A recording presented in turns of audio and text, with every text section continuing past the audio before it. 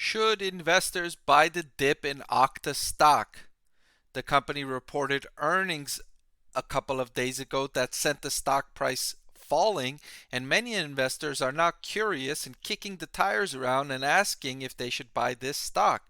So in this video, I'm going to review the company's latest earnings results and then answer if investors should buy the stock on this dip here. So let's begin. Okta's revenue in the most recent quarter increased by 25% to 518 million. Of course, cybersecurity has becoming more of a necessity, generating double-digit revenue growth for many of the companies in this industry.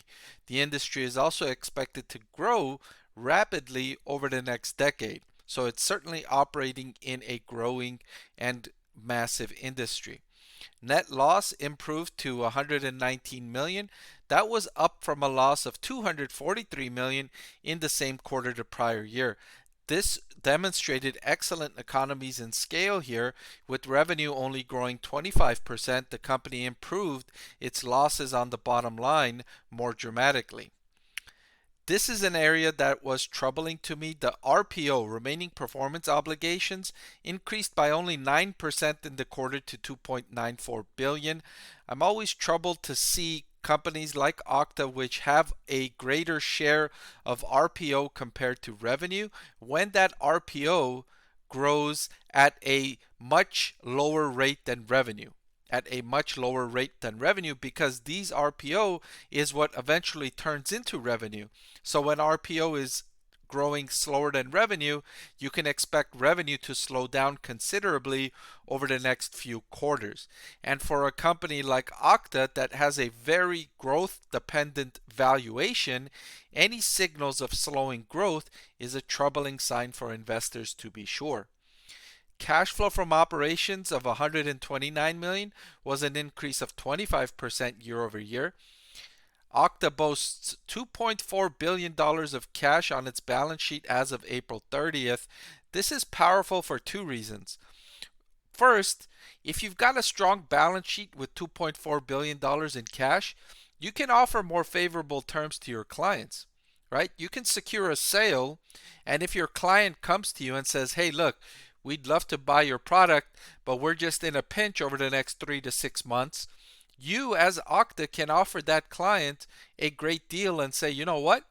All right, let's secure the sale right now, and we'll let you owe us this money for 6 months. So you don't have to pay us until the 7th month or the 8th month or whatever the case might be.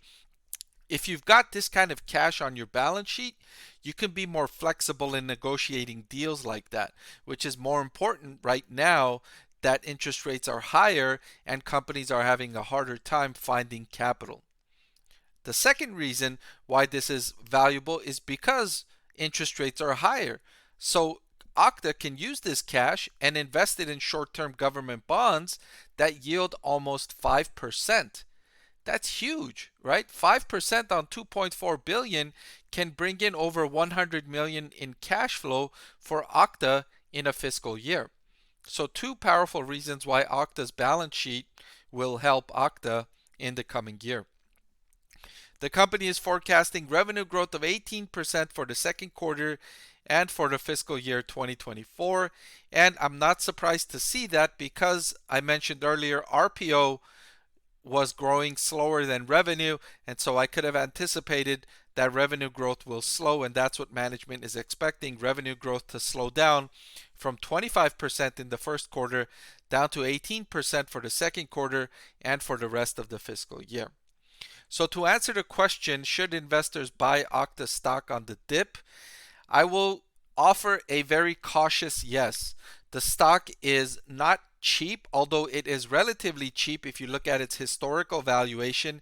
It's trading at a price to forward earnings and a price to free cash flow that's lower than it's been for the company, but that doesn't mean that it's cheap on an absolute basis. So for that reason, I will say Okta stock is a very cautious buy. It's right on the borderline between a hold and a buy, with favoring closer to a buy. So I've recommended it as a buy, but it's not like a screaming complete, top stock to buy kind of buy rating. It's on the borderline-ish Okay, so buy it, I would say dollar cost average, maybe get into it a little bit and then wait for a better opportunity to put in the rest of your allocation. All right, but that's all I've got for this video. Thank you so much for watching. I want to thank the Motley Fool for sponsoring this video. Visit fool.com/Parkev for the 10 best stocks to buy now.